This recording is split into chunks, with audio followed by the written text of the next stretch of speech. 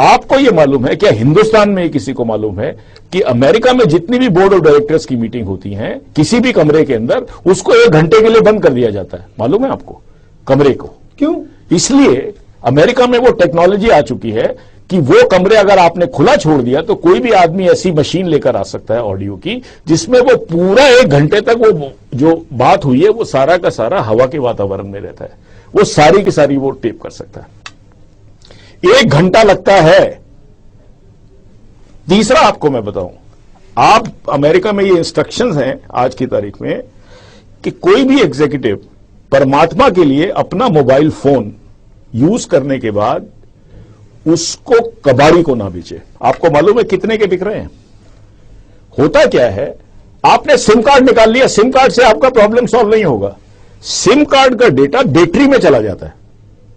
सुन लीजिए आप मेरी बात को, सिम कार्ड का डेटा जो है बैटरी में चला गया, वो ट्रांसमिट हो जाता है। आप ये प्रोसेसेस को आप समझिए। अमेरिका में इतनी दुकानें खुली हुई हैं पुराना टेलीफोन खरीदने के लिए, मोबाइल फोन, वो सिर्फ ये पूछते हैं बेटा ये किसका था।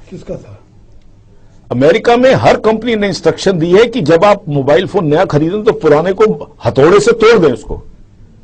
कई कंपनियों को करोड़ों रुपए का चूना लग चुका है। शुरू में बात किसी को नहीं मालूम थी। और आप ये देखिए कि आप समझते हैं सारा कुछ सिम कार्ड में है, सारा कुछ होता सिम कार्ड में है, लेकिन सिम कार्ड से वो जो अगर काफी दिन तक वो बैटरी रही है तो वो सारा उसमें काफी हद तक पास हो जाता है। सारे सीक्रेट फोन नंबर्स आ गए, सारे वो आ गए।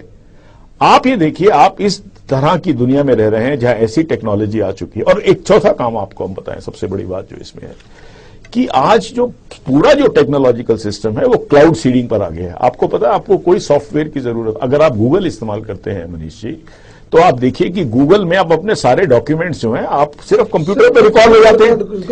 अच्छा, गूगल का जो पूरा सॉफ्टवेयर है, आपने कभी गूगल की सॉफ्टवेयर सीडी दिखी है कभी बिकते हुए? नहीं है। वो सारी क्लाउड के अंदर है, क्लाउड सीडिंग बोलते हैं इसको।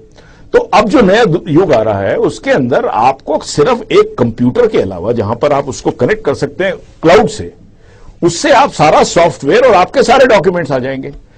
अभी तक यह स्टडी नहीं हो पाई है मनीष जी कि क्या बारिश के समय, क्या जब अंधड़ आता है, क्या इसके अंदर एबेरेशंस आ सकती हैं।